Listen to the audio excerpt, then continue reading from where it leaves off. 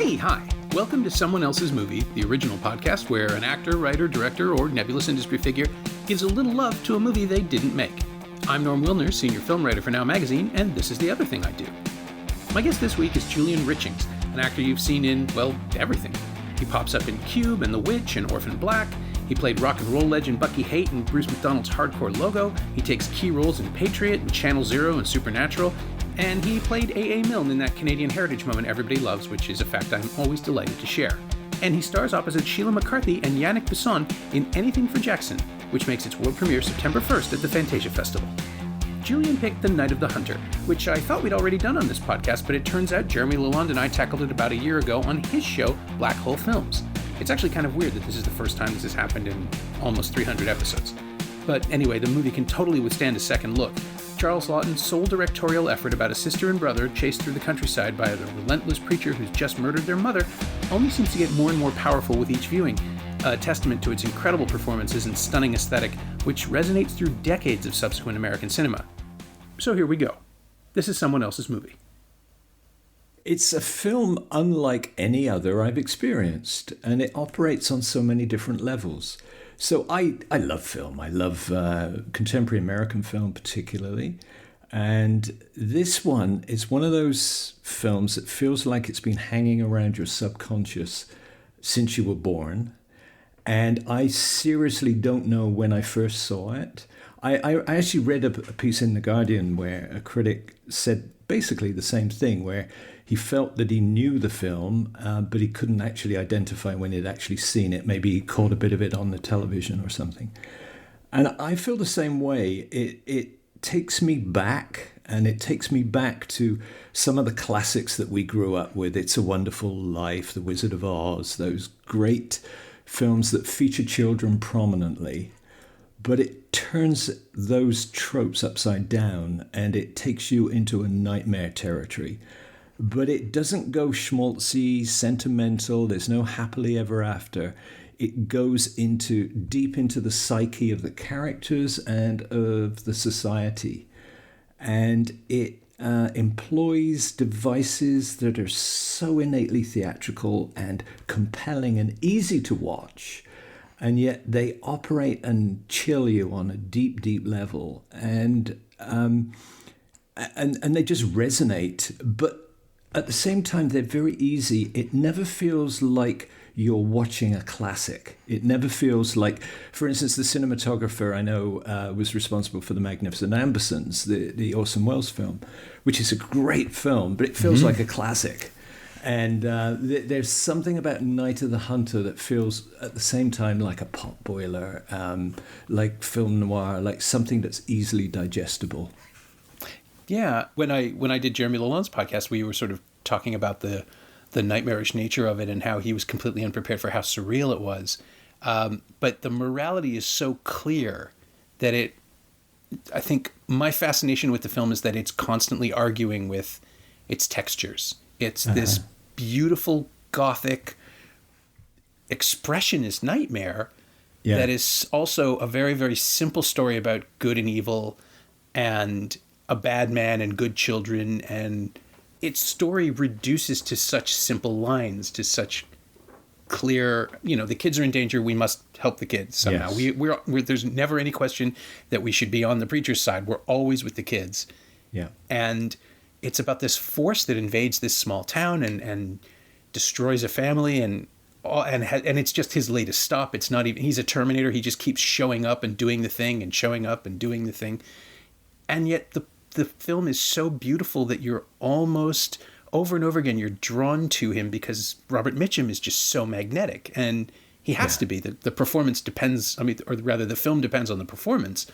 But it's just this portrait of evil incarnate that is so unnerving and so beautiful at the same time that the movie itself is tempted to join him.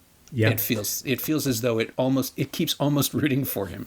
It feels like the only time that there's a counterpoint is when Lillian Gish appears on the screen, and there's that incredible scene where she's on the porch with a shotgun in her rocking chair, and he's outside singing Leaning, and then they both have this incredible beautiful counterpoint of melody.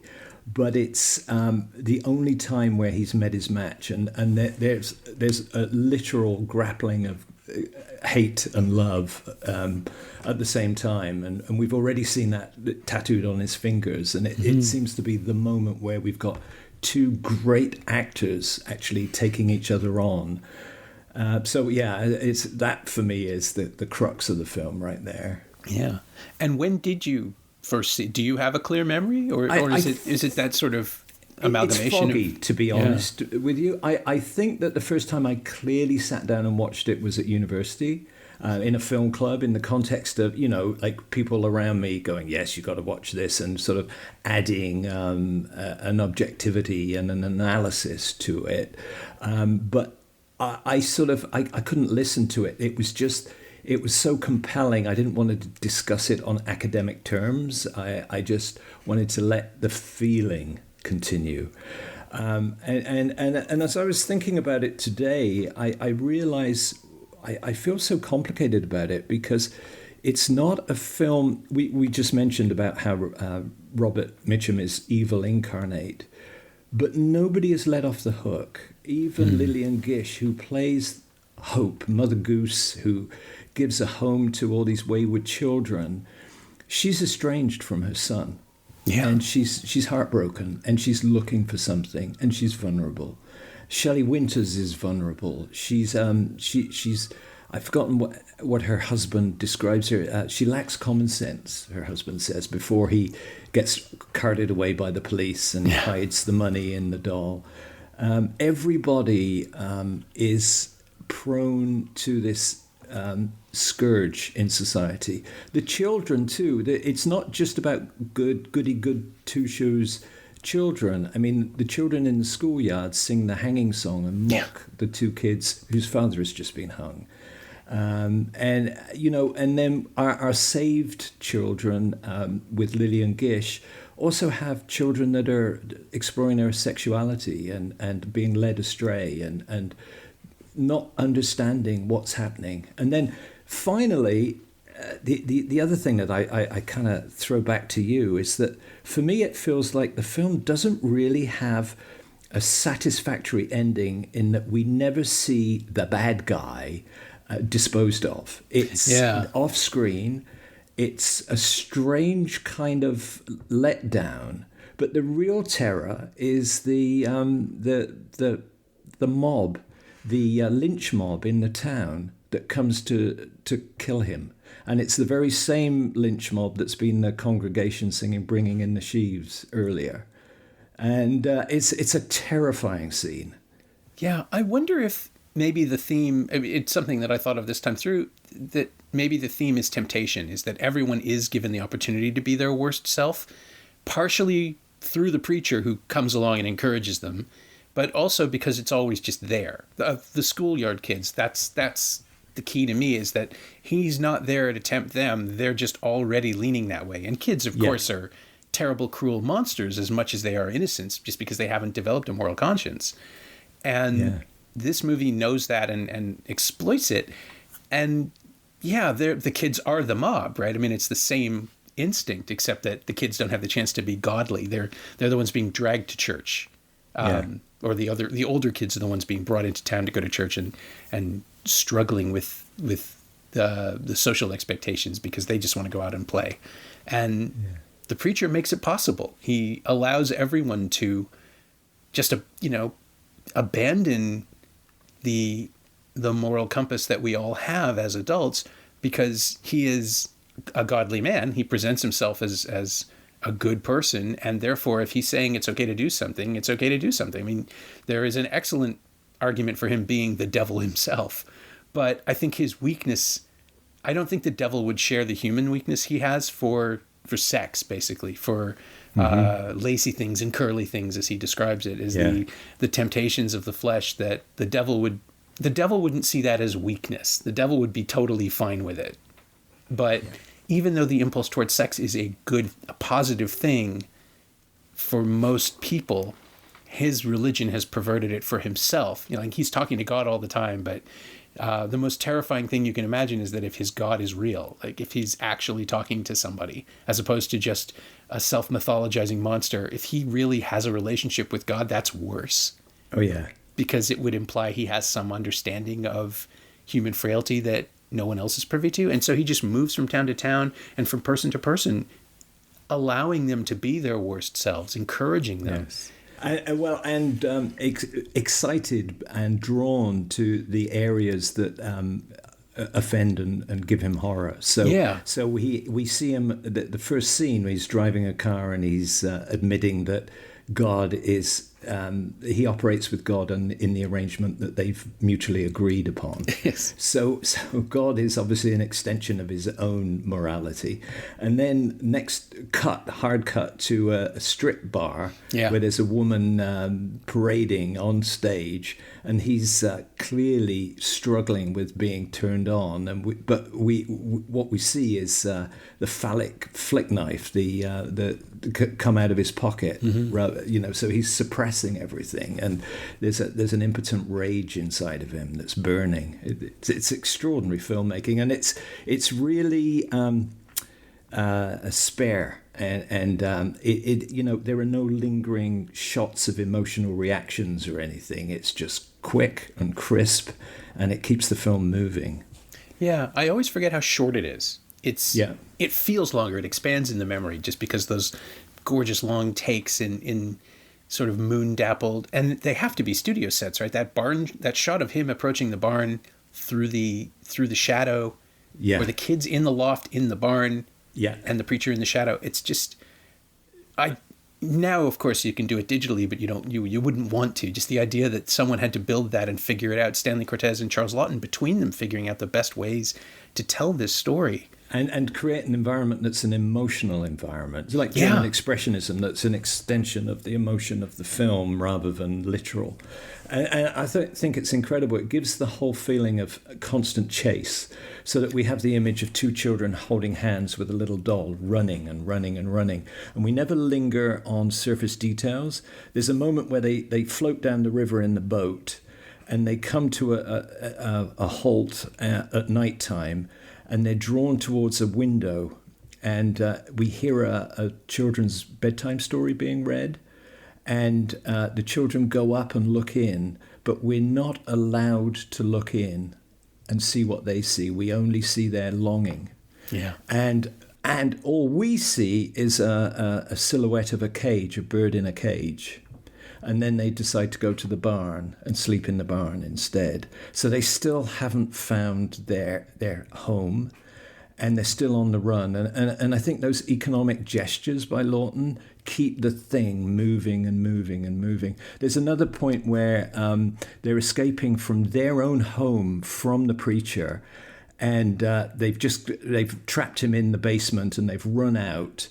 And the camera lingers on the external nightmarish picture of the home lit by a street lamp with them running across. We don't see him smashing out of his confines. We actually hear the door. But what we do is we see the beginning of the chase, and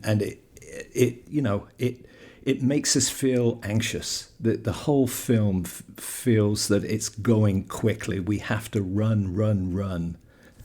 Yeah, it's that elemental thing where you're seeing it from the child's perspective, even though we're seeing it from a God's eye. It's not, what Spielberg did with E.T., where he framed the entire movie at eye level for a 3-foot-tall viewer and puts you in the mind of a kid.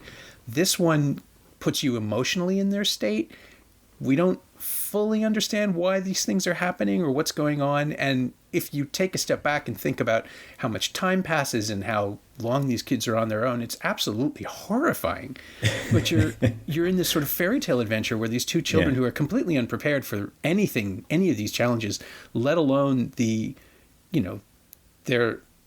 parents are gone, their only parental figure has usurped that position and is trying to kill them and is determined to harm them. The wicked man chasing the good kids. It is a fable, but the emotional stakes are absolutely real. The kids are not playing it cute, or they're not Muppets. They're not, twinkly child actors. There's no Shirley Templing going on here. These kids are young and scared and trying to cope. And it's just, every time I see it, that's where I'm stunned. Like Mitchum being able to give that performance, he's an incredible actor, and he's an adult male who's in full command of his faculties. These kids are just being steered there, and somehow it doesn't feel, I'm not worried that they were exploited. It just feels like they were direct. And have you seen directed by Charles Laughton, or Charles Laughton directs The Night of the Hunter? No, extra? I've seen a clip of about 6 minutes where you hear his voiceover, where he's reading some of the original story. I've seen that, and it is interspersed with a few moments of him directing the children, and that's it. He let the camera roll. So there is a second film on the Criterion edition, and it was released maybe 10 years ago, I think it first surfaced, called Charles Laughton Directs The Night of the Hunter, and it's just, basically it would be short ends. It's just him coming into frame and talking and leaving and setting up and going back to one, and it's absolutely hypnotic. It's right. I mean, first of all, he's a movie star, and you know what he looks like. So when you see him just sort of blunder into the frame without really thinking about his blocking, it's fascinating. Right. But then to watch him direct and talk through things and just be present in the frame of the film that we know so well, it's amazing. It's just hypnotic. So you should seek that out as soon as possible. Okay, yes, I will. Good. Okay, that's a good resource. I'd love to. What performances? You mentioned the kids. Those two children. I mean, I break up at the end when the boy is with Lillian Gish and she says, "Get me an apple and get one for yourself too." And then he listens to her tell a story, but he wants to hear more, and his hand reaches out and touches her hand.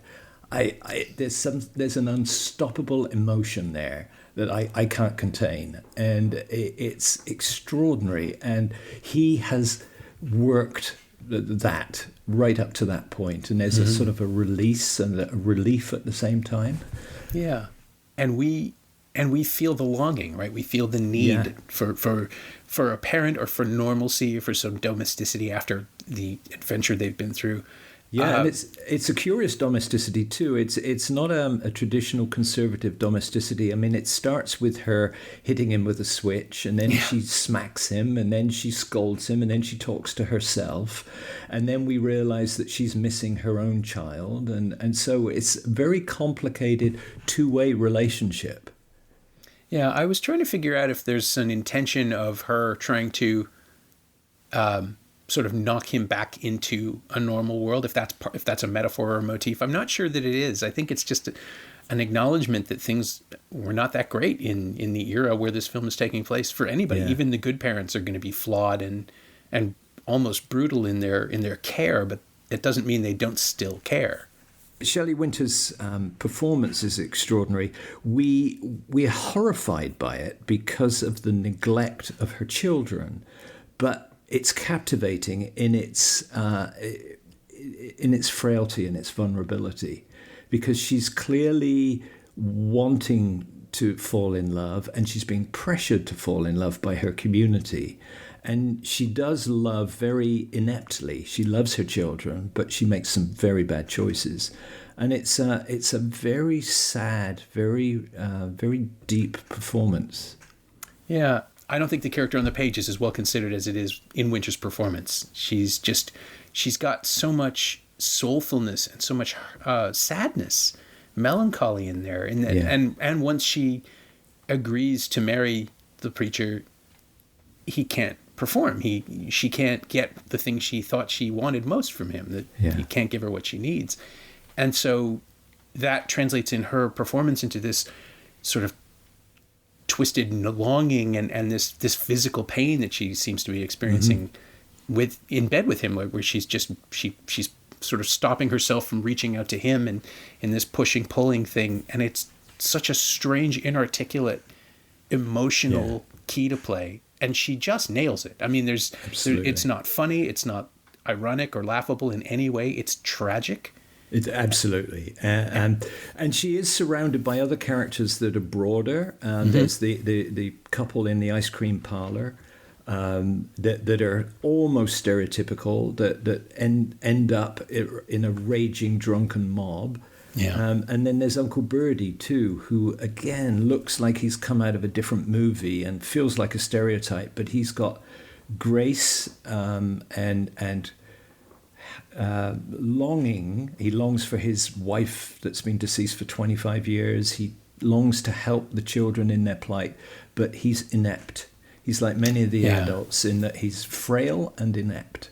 And when it comes to the moment of decision, he's not there for them.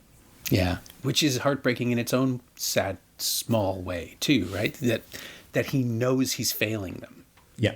And we have and again, I think it's simply because an actor directed this film that you can see this breathing space given to incidental characters as much as the leads, where you just have this moment to appreciate the pain or the sadness or the paralysis.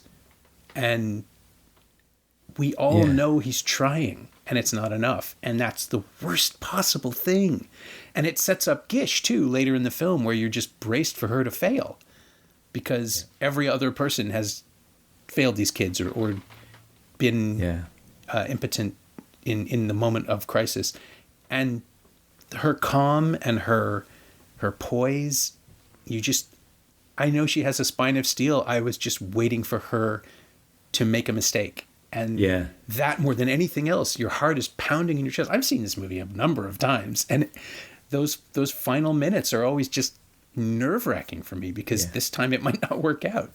There's a gestural quality to the performances that I really like, and they're gestures that aren't phony. They feel like a distillation of emotion. True German expressionism. Mm-hmm. Robert Mitchum does it often. He raises up his arm in a sort of a strange, supplicating manner.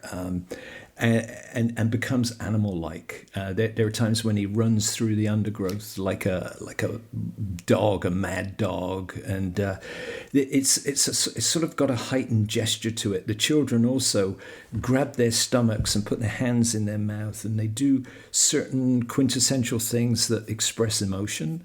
Mm-hmm. And it's the exact opposite of Lillian Gish, who seems to only act with her eyes. Like she's so still, and yet she's got these massive eyes that do all the work for her.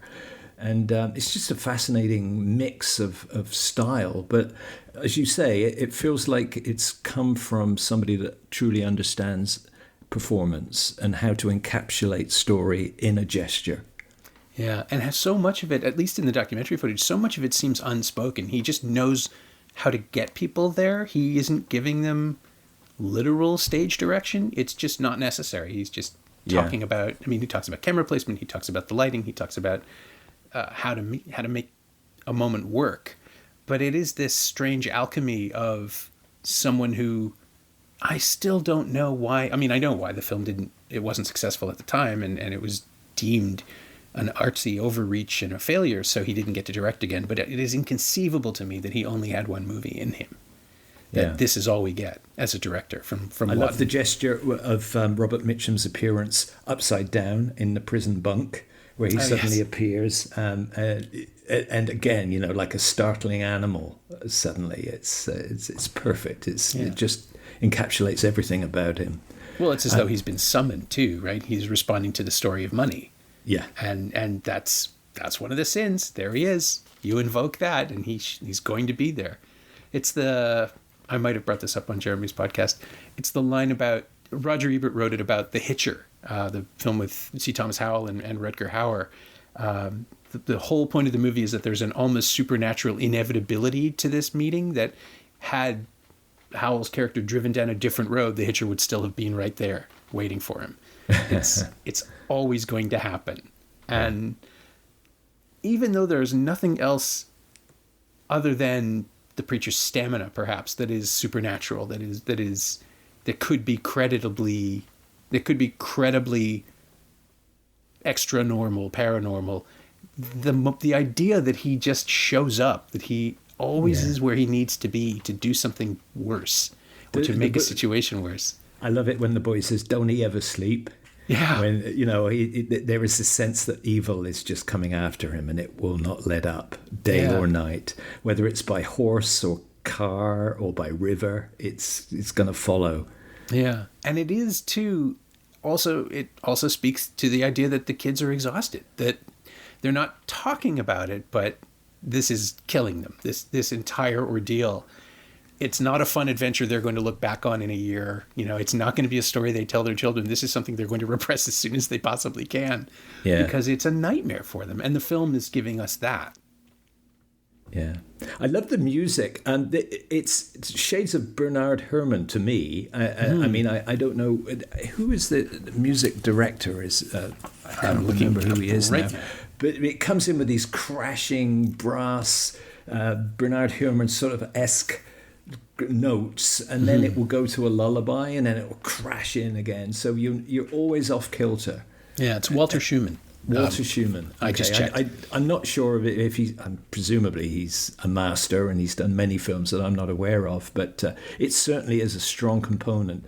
I watched it before we had our discussion today, and that was one of the things that kept coming up was, my God, the sound is incredible. And it never lets you settle into one form or another. Yeah, it's jolting, right? Even though the film is alternating between, well, not even though, literally, because the film is alternating between serenity and rage, we're just constantly shaken by it and pulled along. Yeah, I saw, as I was looking at things related to the movie, I saw, coincidentally, that there is a remake ahead of us. I just heard about this and I refuse to accept it. I thought, oh, God, it's so scary because, the brilliance of this film is that it is exploring new ground, that it's taking risks, that it was seen as a failure. And I think that's its abiding strength and its courage. But, the idea of a sort of an homage or a remake in contemporary clothes, horrific to me. I was trying to figure out what possible way there might be to do it. And I can't. I keep thinking, well, maybe you change it up, but you can't. You can't make the preacher a woman. You can't gender swap the kids. You can't change the setting. You can't bring it forward in time. No. Short of telling it as an absolutely biblical thing where it's savage and uncultured and uncivilized, but then you need the organizing principle of religion and law. So, I mean, I was trying to figure out, is there a way to do it that is simply primal? But it is primal. The film as we have the 1955 movie is anything it could possibly be. It doesn't, and because it's set in period, that also saves it a little bit because nothing about it feels like it's dated. You couldn't make it cleaner or it's pretty also it up. About a period that's slightly earlier than the film was made, right? Like it takes place basically Depression era. Depression era. So we're talking like 20 years prior to the actual making of the film. So I think so, set in a past, but it's not specific. It's in the past, and it's interesting with this film. I trace the DNA of this film to many other films later. And one that keeps coming to mind is Badlands, Terrence Malick's first film. I mean, it's, the central character is psychopathic. I mean, that's one thing. But it's also, it's as if with Terrence Malick doing Badlands in the 70s about the 50s, he imbues it with a kind of it's anti-nostalgia, like this film has, and I keep looking at it, and it's almost like our two children now, John and Pearl, have been transformed into Martin Sheen and Sissy Spacek, and they're going on a rampage, and it's no coincidence to me that Warren Oates is such a similar figure to Robert Mitchum. He's such a giant of the screen and such a fierce man, and that they shoot him. Martin Sheen goes and shoots him in cold blood. So it really feels. You were asking me earlier about what this film does. It transcends traditional film in that it doesn't feel contained within the cinematic experience. It seems to bleed into our subconscious. It seems to bleed into other American films and tropes as well. Yeah, the Malick illusion is interesting too, because I think no one was ready for Badlands at the time in the same way no one was really ready for Night of the Hunter. Yeah. Badlands found its audience because it was coming at the end of the new American wave, and people were, I think, prepared for something like that. Yeah. But then this connection of an evocative narrative, of a way that you can tell a story without, or you can make this, I was going to say you can tell a story without metaphor, but you make the metaphor.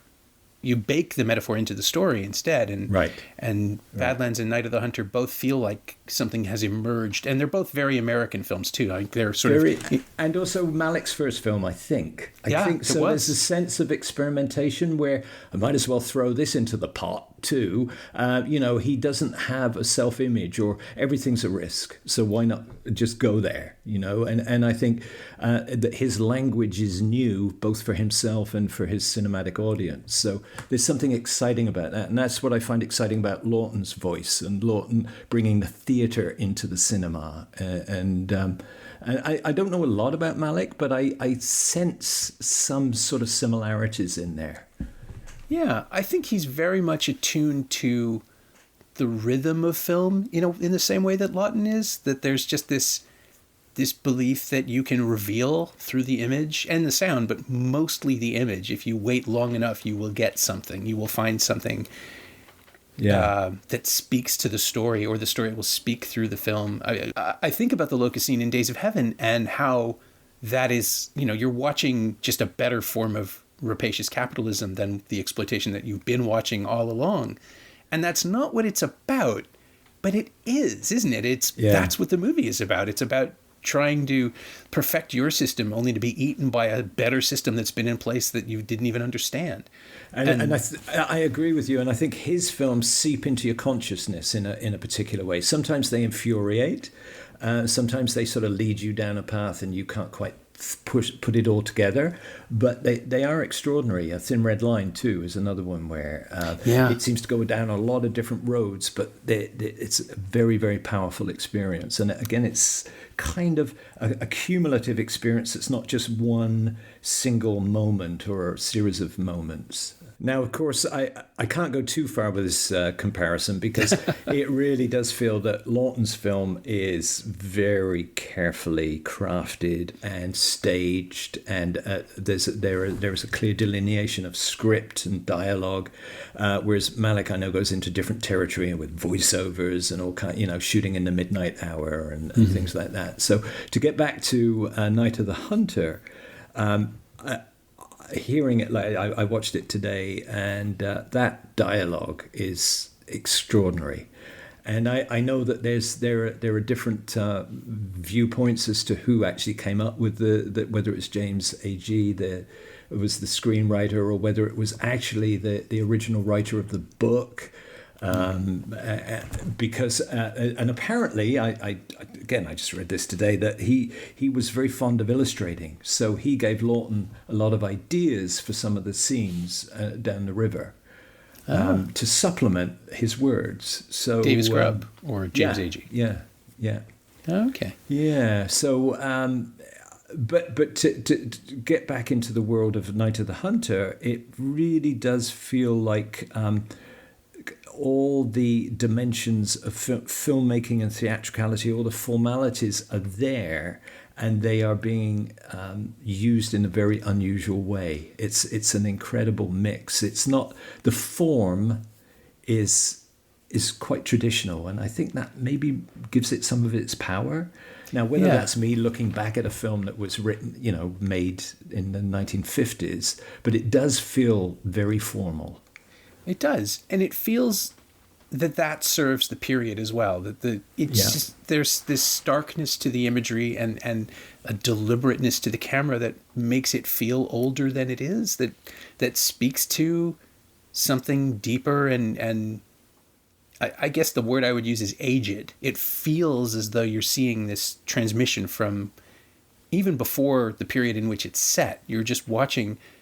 It's like a parable. You're seeing an old story retold, but it's still kind of musty, and it's and now, of course, it feels ahead of its time, as well as beholden to the past in a really strange way, because we see all the other films from the 50s and how maybe conventional in some ways they are, and how certain acting styles have not aged as well. And there's not a beat in this movie that feels, 65 years old.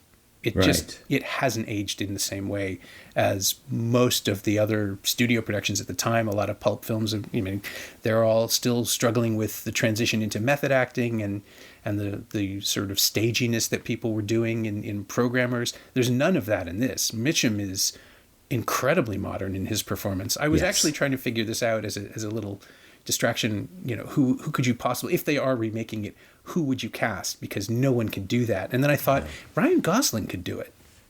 Wow. Okay, he could do this self-loathing in a way that I think might work. I don't want him to do it. I hope he hears this and refuses. But if, there are actors I think who could capture that quality.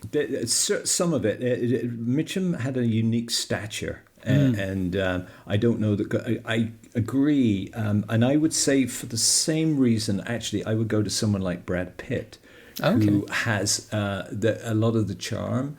And if you look at the dark side, I feel he's a competent enough actor to be able to go there somewhere like that. But he still doesn't have they do not have Robert Mitchum power. I mean, Joaquin Phoenix, maybe.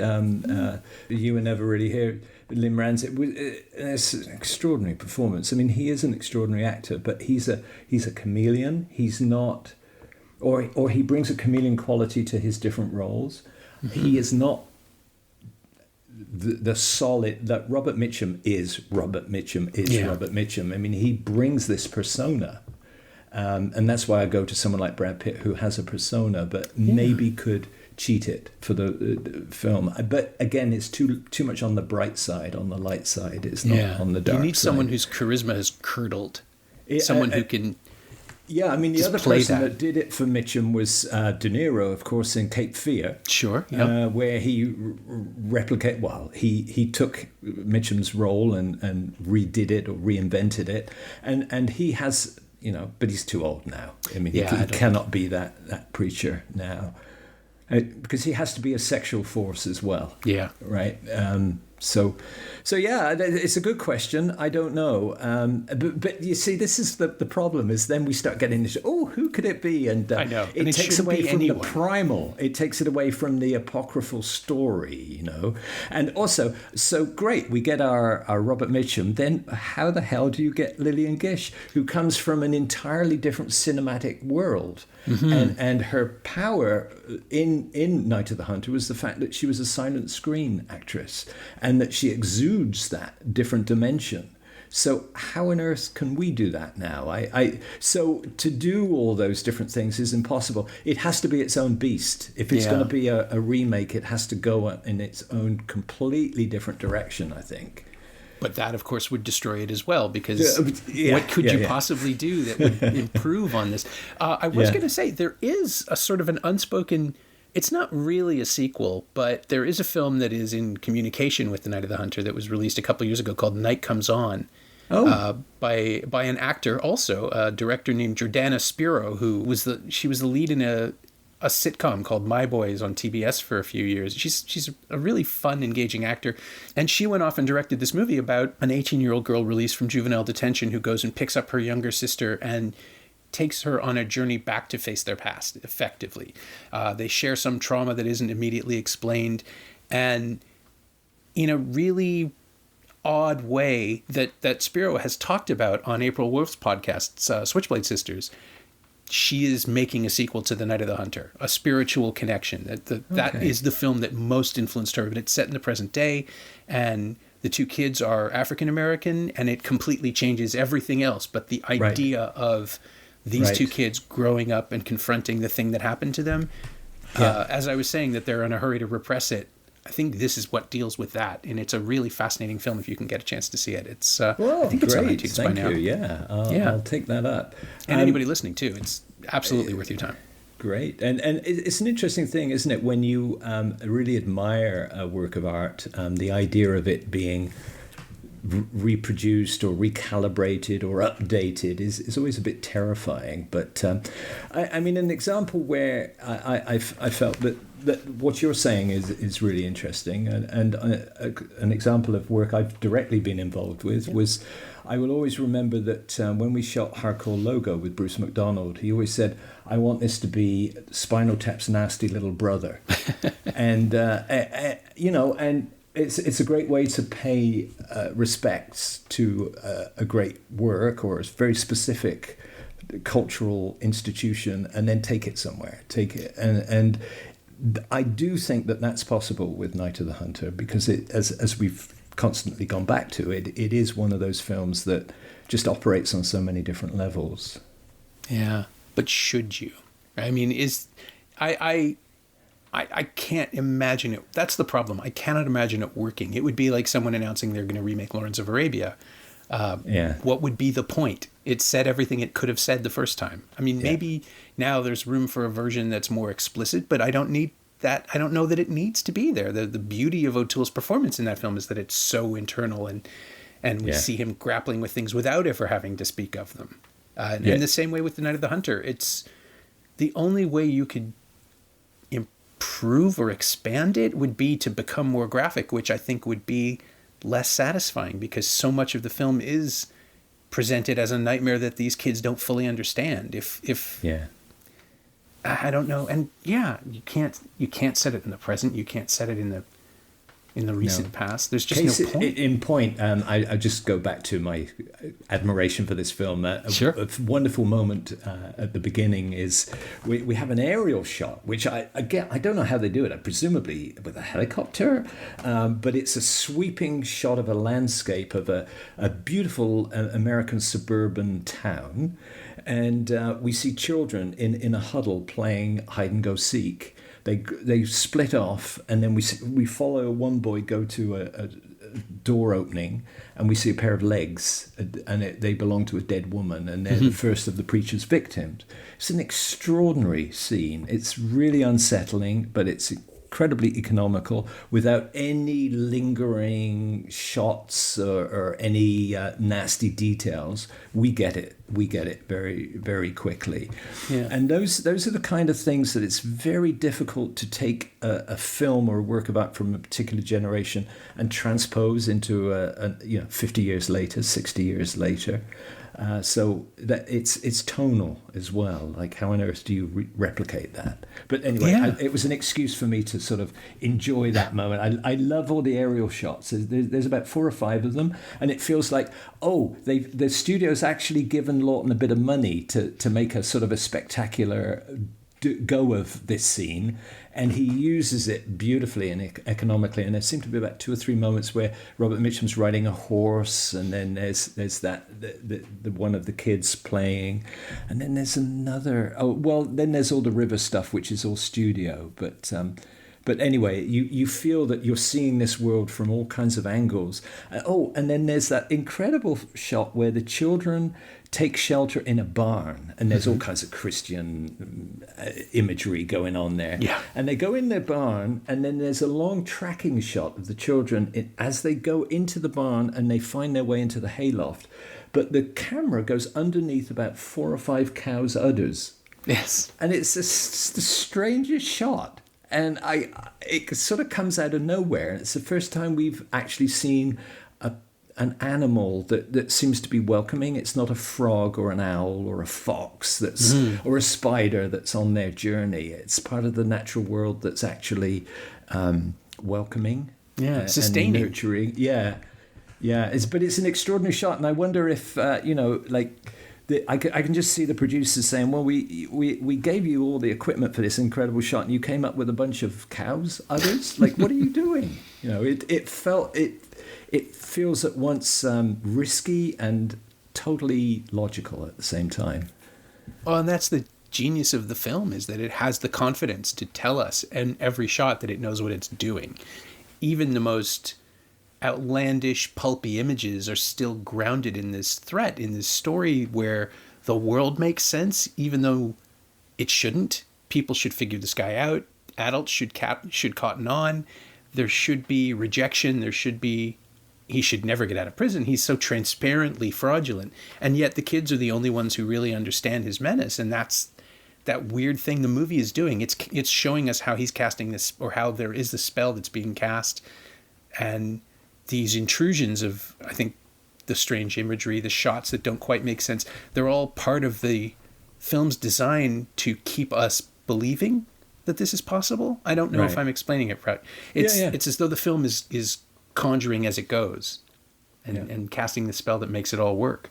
I think it's one of those things that I'm accustomed to as the magic of the theater, and somehow that magic comes into the cinema, and it's rare that you get a magical ingredient that feels that it can transcend the screen and the limitations of the medium, but this is one that does. Yeah, those moments are so few and far between.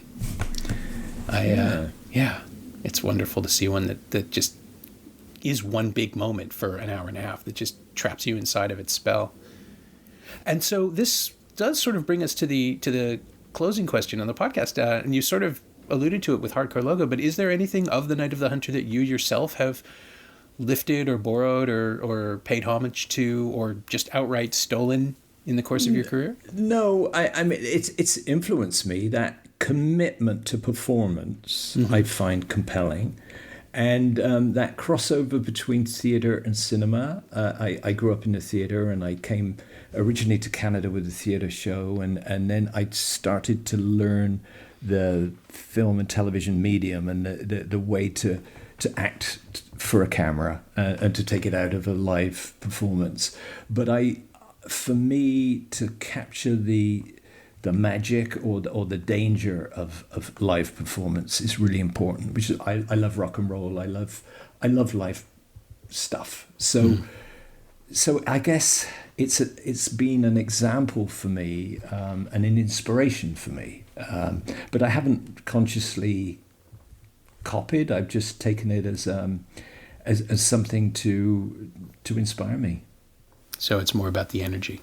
It's about absolutely, yeah, and also that sense that I hear about Laughton and his sense of failure about the film, and as an artist, it's reassuring when I hear how frail and vulnerable a genius like him is. You know, God knows we all have our doubts, and we all do projects, and we say, what are we doing this for? Oh, nobody likes it.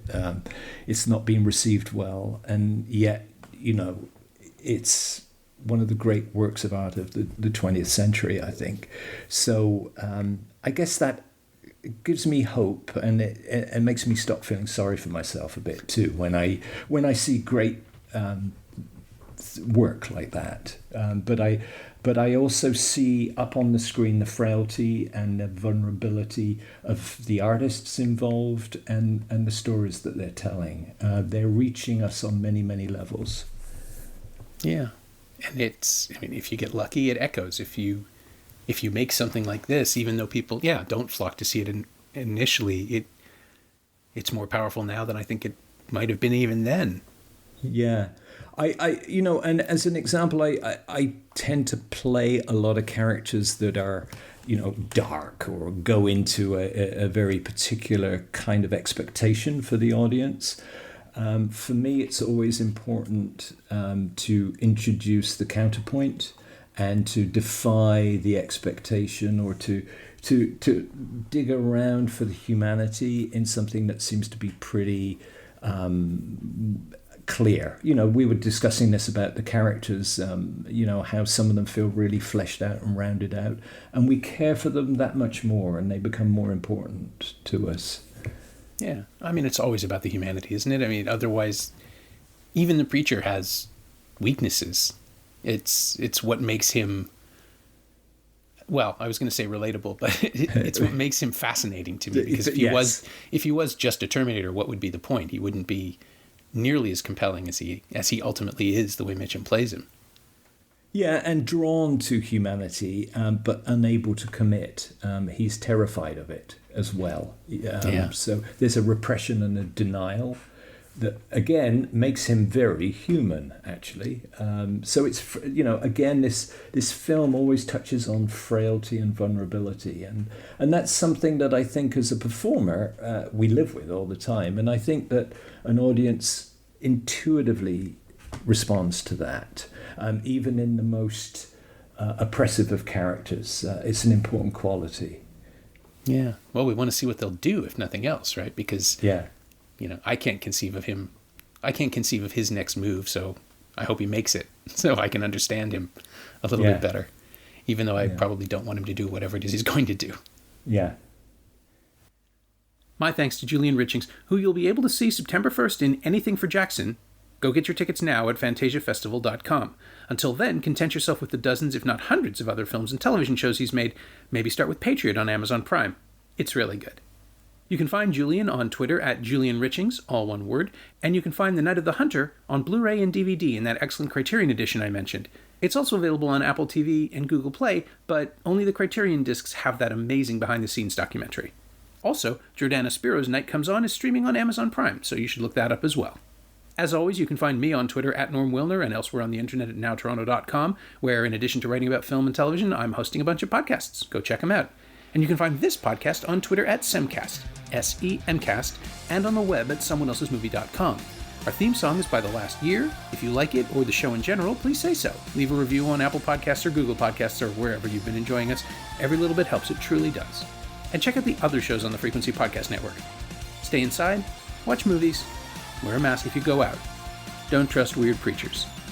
I'll see you next time.